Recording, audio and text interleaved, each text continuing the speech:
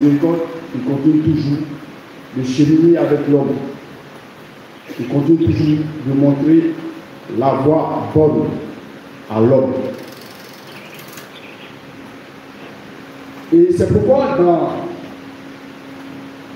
la première lecture, il essaie de rassembler son peuple, il essaie de rassembler les nations pour que ces nations reçoivent aussi cette grâce-là, cette voie-là aussi, qu'ils entrent dans le royaume des cieux.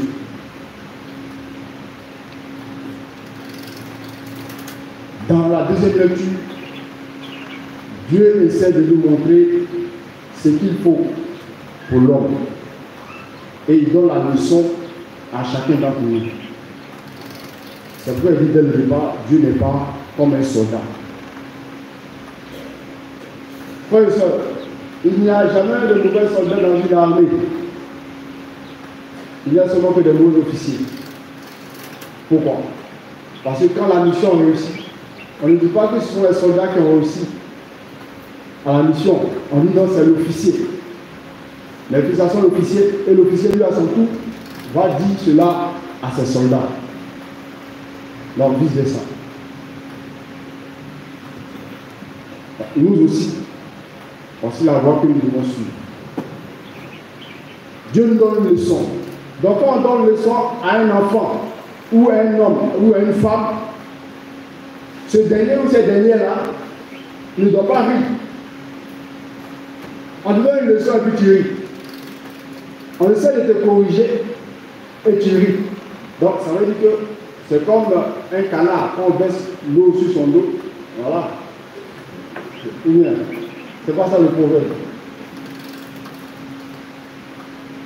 Le proverbe, quand on donne une leçon à quelqu'un, cette personne se fait triste, se fait pitié, pour pouvoir recevoir plus tard ce que on vient d'avoir aujourd'hui.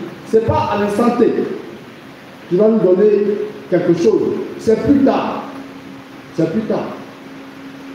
C'est pas chez les Japonais, on dit non que le petit cocotier dit à sa maman, maman, pourquoi ta bouche est longue comme ça? Puis la maman dit, attends, quand tu vas grandir.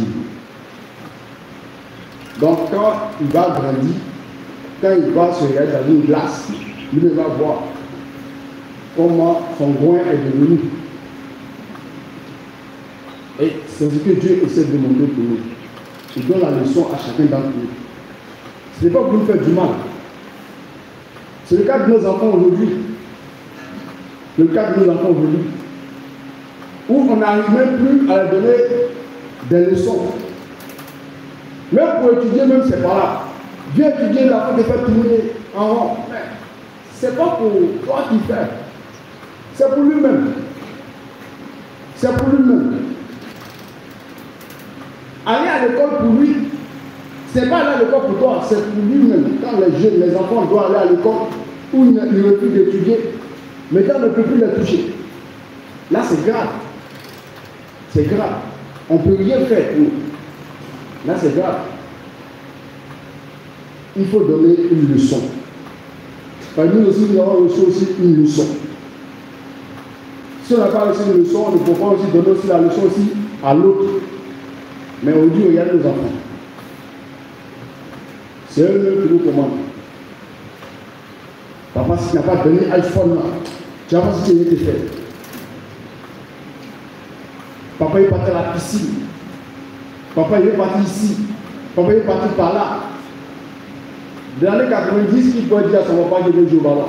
Quel jeune qui pourrait dire à son père que papa il laissé partir pour aller jouer au ballon dans les années 80? C'est impossible. Mais moi-même, je n'ai pas échappé. Parce que mon père était enseignant.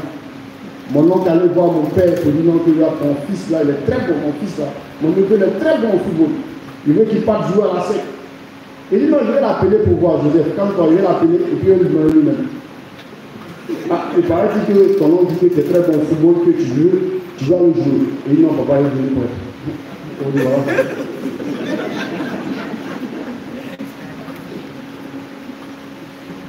Non. Il n'y a pas quelque chose par hasard.